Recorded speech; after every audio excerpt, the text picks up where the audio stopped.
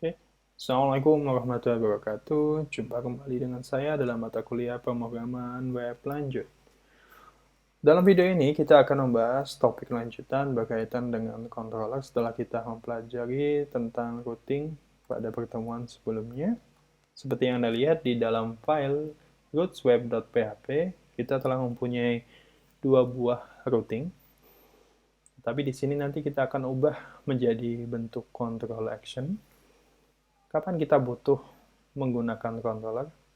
Jadi bayangkan jika misalnya logika kode sudah menjadi kompleks sehingga dibutuhkan pemisahan kode sehingga kode lebih mudah untuk di maintain. Oke.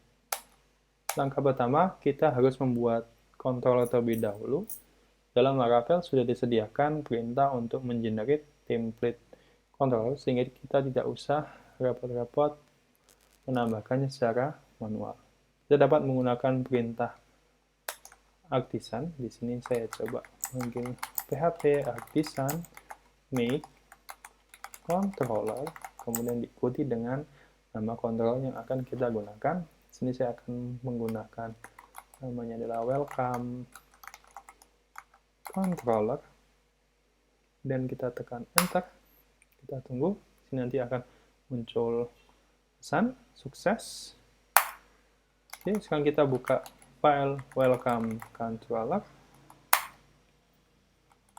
Di sini dapat Anda lihat untuk lokasi file ini ada dalam app http controller.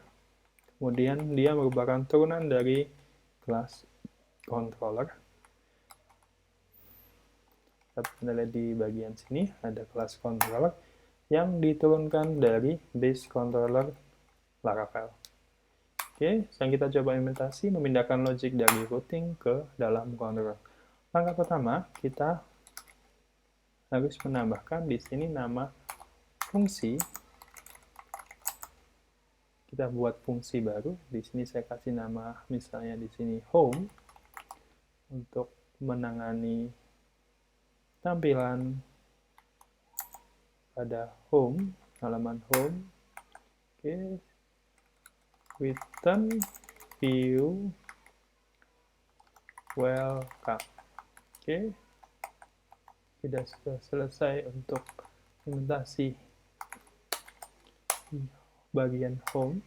Ini kita lanjutkan untuk memindahkan logic pada URL hello dengan membuat fungsi baru yang dinamakan hello. Oke, kemudian di sini ada return hello world. Oke.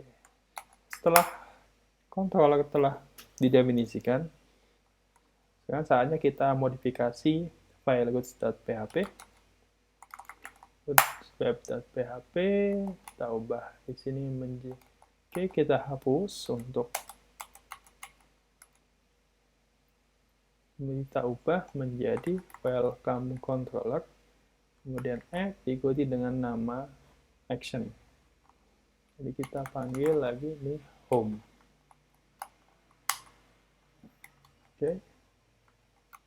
Udah, sekarang kita coba modifikasi lagi untuk routing yang berikutnya. Welcome controller add hello. Oke, sudah kita simpan semua. Kemudian kita lanjutkan dengan oke, sekarang kita coba cek pada browser apakah sudah seperti yang kita inginkan. Kita masukkan di sini adalah localhost 8000. Oke, sama, sudah sesuai. Kemudian kita cek lagi untuk URL hello. Hello. Oke, sudah menampilkan pesan yang kita inginkan. Kemudian bagaimana misalnya kalau misalnya routing ini sudah menjadi kompleks, di Laravel ada perintah bantuan untuk melist routing apa saja yang tersedia dalam aplikasi kita. Kita bisa gunakan yang namanya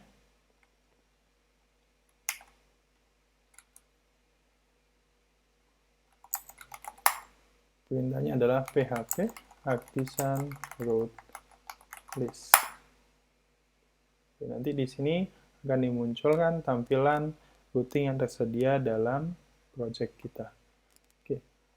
Untuk penggunaan controller yang lebih lanjut, Anda bisa mengecek pada dokumentasi Laravel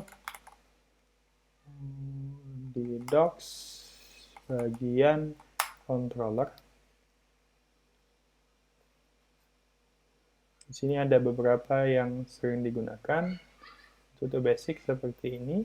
Kemudian ada lagi biasanya ada berkaitan dengan namespace. Jadi kalau misalnya kita mau mengumpulkan beberapa controller ke dalam satu folder, kita bisa gunakan namespace. Kemudian ada juga single action controller, di mana untuk satu controller itu hanya menangani satu bentuk action.